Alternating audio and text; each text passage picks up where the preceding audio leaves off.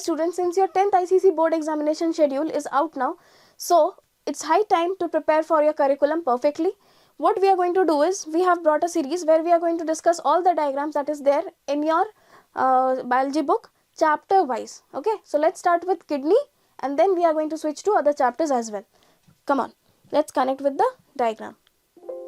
So this is the diagram. Okay, before proceeding in this, we are going to draw a rough diagram and understand the terminologies first. So before proceeding in this diagram, we are going to draw a rough diagram to understand the terminologies more prominently. Okay, fine. Now let's draw kidney. Kidney is basically of bean shape, and this is covered, this is enveloped, rather I should say this is enveloped by a thin capsule. Okay, now before going into it, we must understand one thing, that for representing different organs we use different kind of terminologies. For example, we use cardiac for heart, pulmonary for lungs, and similarly we use renal, the term renal, for kidneys to represent kidney. So this renal term is basically associated with kidney. So the capsule which is enveloping a kidney, we called it as renal capsule. We called it as renal capsule. Fine. Now when we look inside, if we dissect a kidney, so we can find that inside there is two regions. The inner region is called as medulla. The inner region is called as medulla. Okay, this is in the form of pyramids. Okay, this is in the form of pyramids. And the outer region is called as cortex, and the inner region is called as medulla. Medulla is little darker, this is little darker, whereas this cortex is little lighter in color. Now this medulla has striations, strips inside it, like this. Okay, all the medullary, like this kind of structure is there. So we called it as medullary pyramids. Basically we called it as medullary pyramids. Why do we call it as medullary pyramids? Because it is in the shape of a pyramid, an inverted pyramid. Okay, in the form of it is a kind of inverted pyramid. So these striations make medullary pyramids. Medullary pyramids.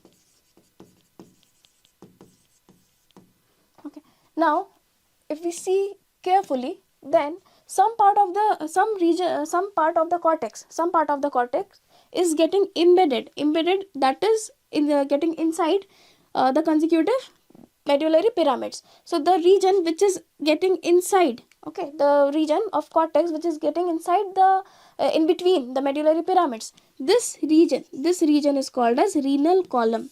Since it is in the form of renal column, this is in the form of column. Revise it. Okay, so since this is in the form of column, you can see this is in the form of column, a space between. So this is called as renal columns or columns of Bertini. Columns of Bertini. Fine, either of the terms can be, you can remember either of the terms. It's not necessary that you remember both the terms. Whichever term is comfortable for you to learn and understand, you can go with that. Fine. Now there is a region, there is a common region here. This common region is called as pelvis. This common region is called as pelvis, where all the medullary pyramids come and meet.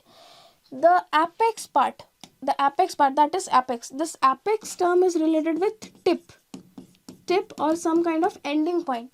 So this apex point of medullary pyramid, this is in the form, this is kind like this. This is like this. Okay, so this top or tip is called as apex. Basically we called it as calyx. Okay, so we called it as calyx. Fine. Now all the calyx meet at one common region. This common region is only called as pelvis. From here what happens? ureters originate like this.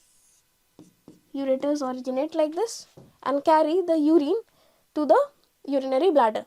Now this ureter is actually emerging out from a notch, or we can say the concave surface of the kidneys. If we look carefully, then this is the concave surface of the kidney, and this part of the kidney is, we call it as convex surface of the kidney. So what happens, this ureter comes out, or rather we should use the term emerges out from this notch, or the embedded part or the concave part of the kidney. This concave part of the kidney is called as hilum. This concave part of the kidney is called as hilum or simply notch. So from this hilum or notch, whatever you say, the ureter emerges. So this ureter emerges and carries, or we can say the pours the urine to the urinary bladder for temporary purposes. Okay, so this was the structure, the outer surface, or the outer anatomy of kidney. Now let's connect with the previous slide. Okay, so now this, you can very well see, this is the capsule. This outer layer is the capsule, prominently known as renal capsule. Okay, then this outer region is called as renal cortex or kidney cortex, whatever you feel like.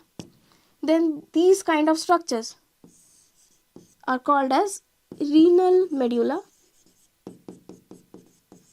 or kidney medulla. These pyramids, this is in the form of pyramid shape. This is in the form of a pyramid shape. Okay, so we call it as renal medullary pyramids. Medullary pyramids.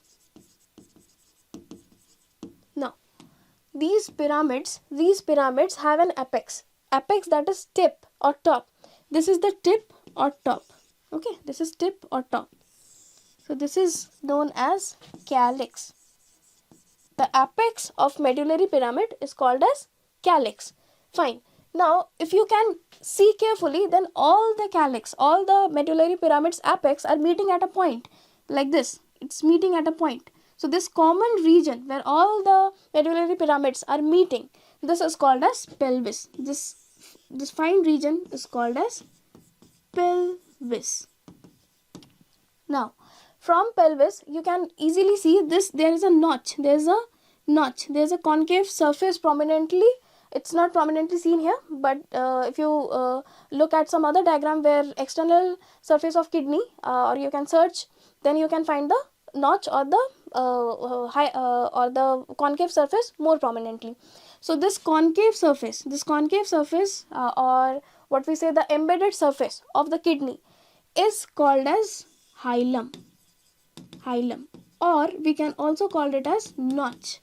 From this hilum or notch emerges the ureter. So if you see this ochre color structure, this one, this is called as ureter. This is called as ureter. And finally, when the ureter pours the urine to the urinary bladder for temporary purposes, and from urinary bladder it goes into the urethra, and finally when there is when we get signals from CNS, basically that is central nervous system, brain or spinal cord, then we release the urine by contraction of the muscles near urethra. Okay, so this is the structure, overall structure. Also, I would mention here, this blue color tube like structure is a blood vessel which we called as renal vein. This is renal vein. Let me choose some other color. This is renal vein.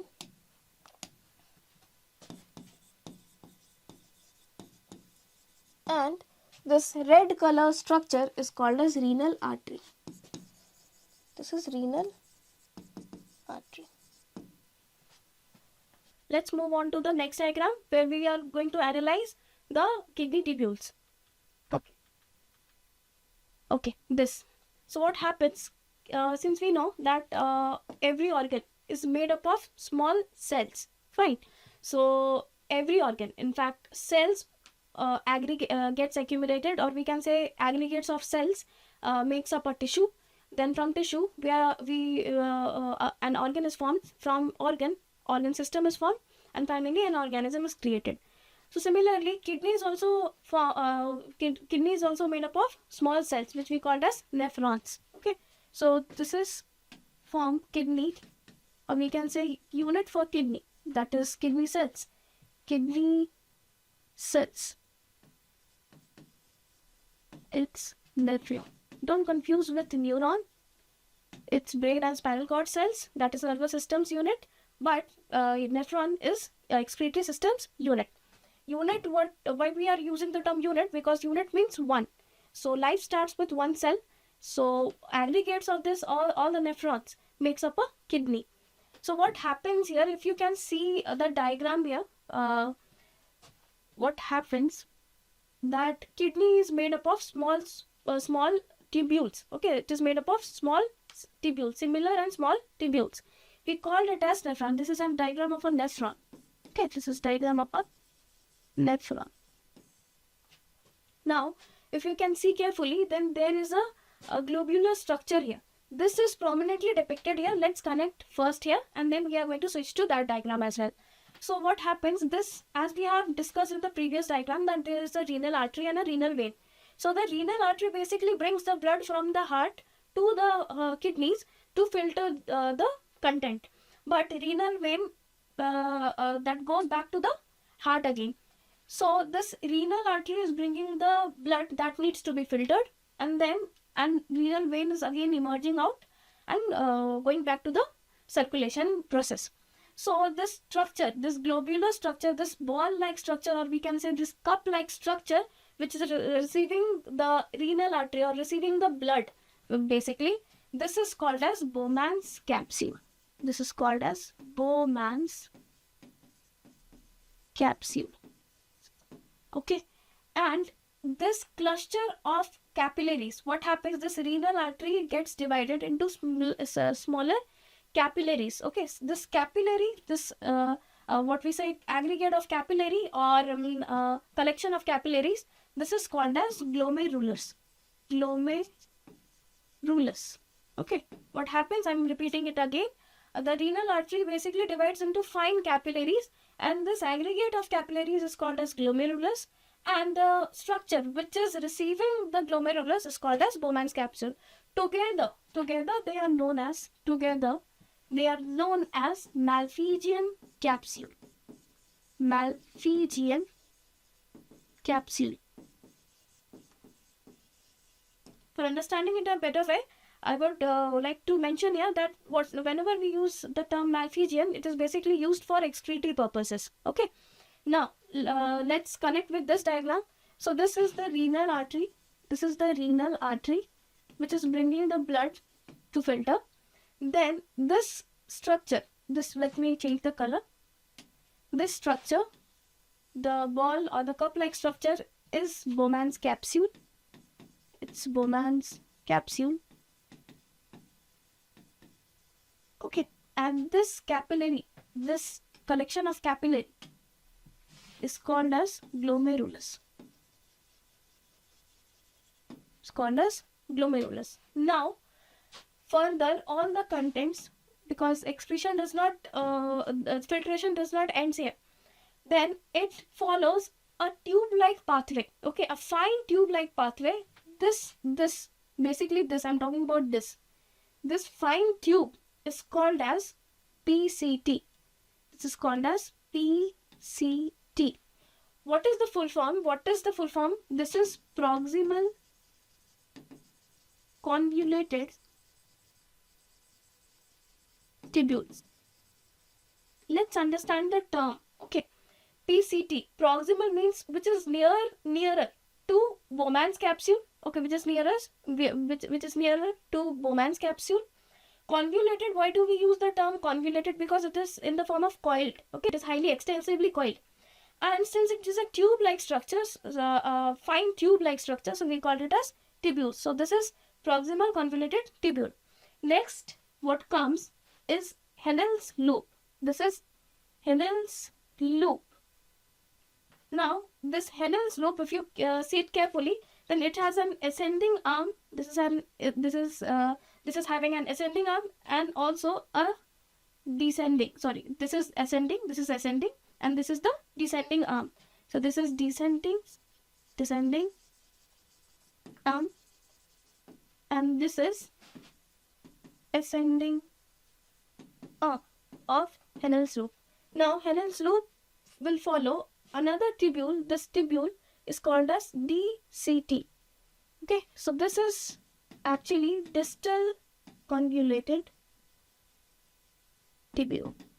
That means distal. Why do we use the term distal? Distal represent distant. That is structure or the tubule which is far from the Bowman's capsule is called as distal convoluted tubule. Since it is extensively coiled, so it is called as distal convoluted tubule.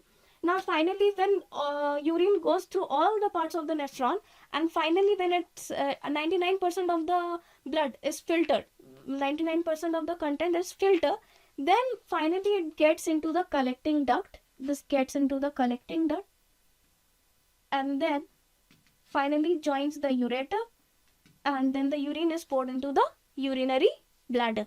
Let's revise it from the beginning. First, we have this renal artery which is bringing the impure blood. It is getting inside it. The renal artery is dividing into fine capillaries which we call as glomerulus. Glomerulus is received by a cup-like structure which is called as Bowman's capsule. Then it is following a tubule. It is following a very fine tube-like pathway. First region is called as PCT. Then we have Henel's loop, and then we have DCT. So PCT is called as proximal convoluted tubule because it is nearer to Bowman's capsule. Then we have Henel's loop.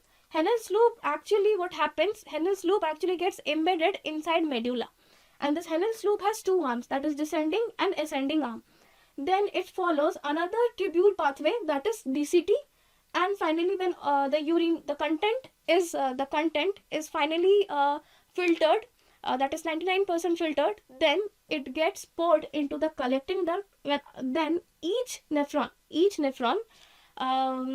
brings, or we can say it, all the collecting duct of each nephron joins at a region from where ureter joins and then finally pours the urine into the urinary bladder.